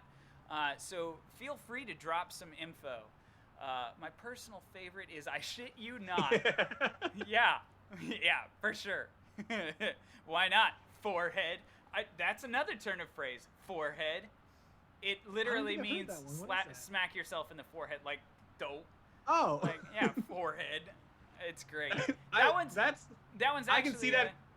What? It's a pretty new one, to be honest. I was gonna say because to me, I could see it being paired up there with like the older obscure ones, like shut your mouth, Point Dexter, just like not like on Point Dexter. Right. Why not forehead? Right. I also like the turns of phrase that are extremely descriptive and applicable until they're not. Like, it's not rocket science unless you're literally talking about like science. No, that's stuff like that. Then it's like it makes me happy when a show or something can manage to incorporate that when it actually is rocket science. You know it well because you use it. Yeah, that's true. Let's talk about pop culture influence since you use dough. Yeah. Oh, yes. Yeah, dough is obviously The Simpsons. Point Dexter. I actually don't know Point Dexter. They threw it into the dictionary. Like that's an actual word. Is Point Dexter also from The Simpsons? I feel like it is. I feel like Point Dexter has been around before that. Yeah, predates that for sure. I actually have no idea what that one's from. If you know, Mariah, drop it in chat. We'd love to know because I have no idea what it's from originally, so to speak. I also love the ones, speaking about pop culture influence and stuff like that, is the way you describe different plots and stuff like that. Like, oh, it's a Romeo and Juliet story. Because like everybody knows Romeo and Juliet, So or Cinderella story. Yeah, Cinderella story. Rags for riches. Yeah, exactly. And so we've got all of these turns of phrase just purely based on pop culture and stuff like that. So yeah, I definitely enjoy that. Oh my god. Dude, that'd be a very meaty episode. I'm writing that one down too. Pop culture. Romeo and Juliet is, in my opinion, the traditional Romeo and Juliet story is star-crossed lovers. So, although it is a terrible example of a love story, I think it can still be used in like, what was I just saying? Oh, it can still be used in like rom-coms and stuff, as long as it's star-crossed lovers. Even if they end up together at the end, even if it ends up being a positive spin, I think as long as they start out being like diametrically opposed folks. Right. Sorry. Once again, Hamilton soundtrack running through my head. I got you. I connected the dots. Diametrically opposed. Okay, enemies to lovers. Yeah, exactly. Oh my god, classic rom-com. Hallmark movies. Hallmark movies are like Romeo and Juliet stories. And it's always the same poster of like, like they're back to back, like with their arms crossed, like looking at each other like I can't stand them. So, are you... I have a question, Mariah. Have I been saying this wrong, or are you typing it wrong? Because I keep saying point. Yes! Point Dexter. Is it Poindexter? It's Poindexter. That's because I know it specifically because of Felix the Cat. I just didn't know that was the original callback to it. No, that's awesome. I've been saying that wrong the whole time. There's like this nerdy scientist with like a graduation cap or something, and he had a lab coat. He was a little asshole, but I love that so much. That's awesome. Thank you so much, Mariah, for Googling that for us. I appreciate it. I love this. There's no T, but here's the T. Nice segue. Oh, dude, that's none of my business. That's because of the Kermit memes. Exactly. That's so funny that whole idiom, that whole colloquialism came from the Kermit memes. Yes. Spill the tea, which is super funny. Because spilling the tea used to be like, the Boston Tea Party. Yeah. But, like now it's paired up with like spilling the beans. Yeah, spill the beans. Or opening the can of worms. Ooh, yeah, that's... Yeah. That one's good. I do enjoy opening that can of worms. Well, as a reference to the last episode, I think it was the last episode, a rabbit hole. When you're going down the rabbit hole, that's another... Is that another an Alice in Wonderland thing right there? Yeah. Yes. Yeah. Spill the twisted tea and throw some punches. Yes. I love that. Oh, the twisted tea sayings now are so real. Yeah, for real. All because of the meme, But yeah, because of the whole thing behind the meme, obviously. Speaking of which, not to Pablo, sound you've lazy. seen that, right? Yeah, Oh, okay, absolutely. cool. Not to sound lazy, but because I know I learned about the tea memes on this show when people were commenting. Oh, yeah. But like I said, not to sound lazy, but I really like the fact that we got people here who are looking stuff up for us. Yeah. We have our own dramaturgs, You guys, so to speak. you guys are doing God's work here. Thank you so much. Yeah, a big shout out to all of our Googlers and all the people. You guys are really on it. This show is for you. For you to type things. That guy is who I am on the inside. The twisted tea guy, for sure. Yeah. But yeah, for real. What was I gonna say? Oh, opening the can of worms is super funny. There was another one about like arguments, like A can of whoop ass. Ooh, I like that one too. That's not where Gonna I open was up going. a can of whoop ass. Like, so I love that one because it brings out this imagery of actually like opening a physical can. How do you imagine this can to be? Because I have a specific one. It's a poorly labeled can that just is like royal blue with like bright comic letters that say "whoop ass" on it, and then when you open it, it's just a boxing glove. Like, okay. That's how I imagine it. I have this idea of like, it's like the Chef Boyardee ones, like the ones that open up. Oh yeah. Okay, so it's that, and it's got this label of like a boot like kicking someone. So it's obviously gonna have like a boot coming out and just kicking someone's ass. I do love that. Speaking of turns of phrase, give them the boot. Give them the boot. Yes. We can talk about this for years, Yeah, man. yeah. This is awesome. But It's like, we're just doing word association at this point. Pretty much at this point, it's crazy. But yeah, I think you might be right, Mariah. The can of whoop ass came from Medea.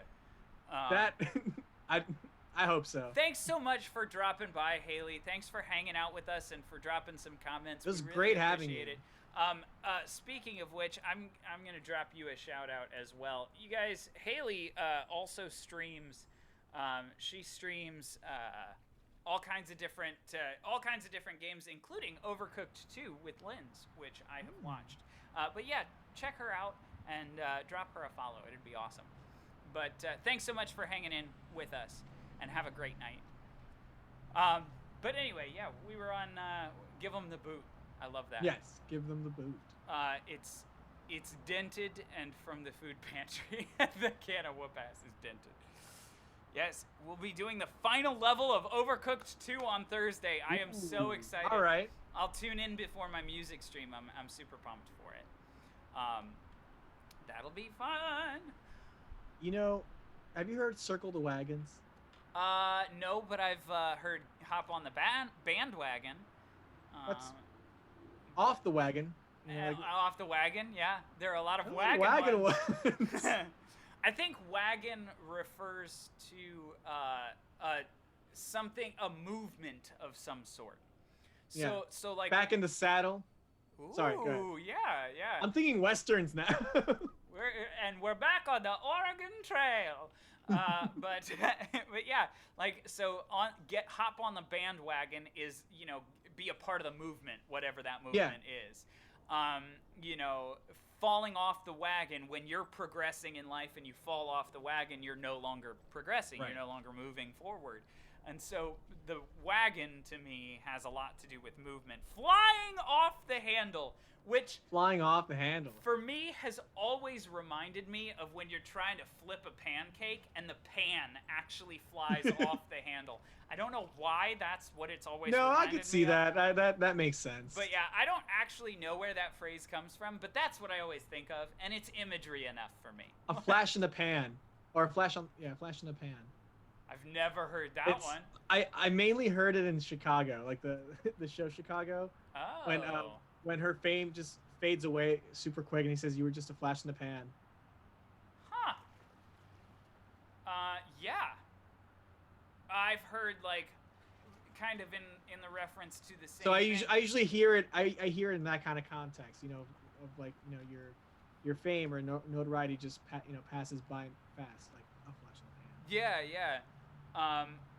Putting in my 2 cents, just because, you know, I've only got a couple of pennies for you. Speaking of which, if you're gonna put in your 2 cents, I would love to give you a penny for your thoughts. Ha! Hey! Waka waka! Get out of here! But yeah, it's, you know, things like that. It's just great. But anyway, guys, with that, I think we could pretty much talk about this forever. But unfortunately, we are going to have to wrap it up for the evening. So I'm so sorry. We'll probably circle back and do another. Sorry, that was another turn of phrase. We'll circle back. One of our famous turns. But yeah, so we will probably circle back and do another colloquialism stream, because this has been so fun. Oh, and yeah. we could talk about this forever. But for now, I think we are going to end the stream for the evening. So thank you guys so much for watching. Pablo, do you want to take us out? Absolutely.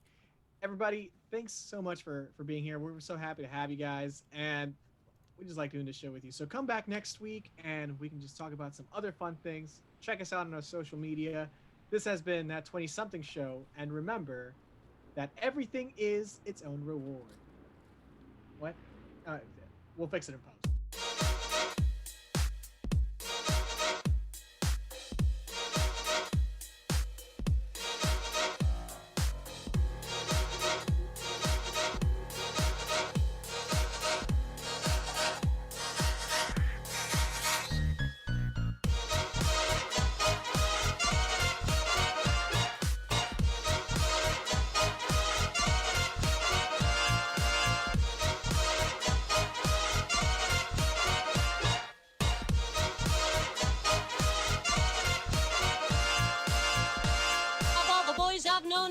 Some. Until I first met you, I was lonesome. And when you came inside, dear, my heart grew light, and this whole world seemed new to me. You're really swell, I have to admit you deserve expressions that really fit you. And so I've racked my brain, hoping to explain all the things that you did to me. Mere Mr. Shane, please let me explain. Mere Mr. Shane means you're grand. Mere Mr. Shane, again I'll explain. It means you're the fairest in the land. It means you're the fairest. It means you're the fairest. It means you're the fairest in the land.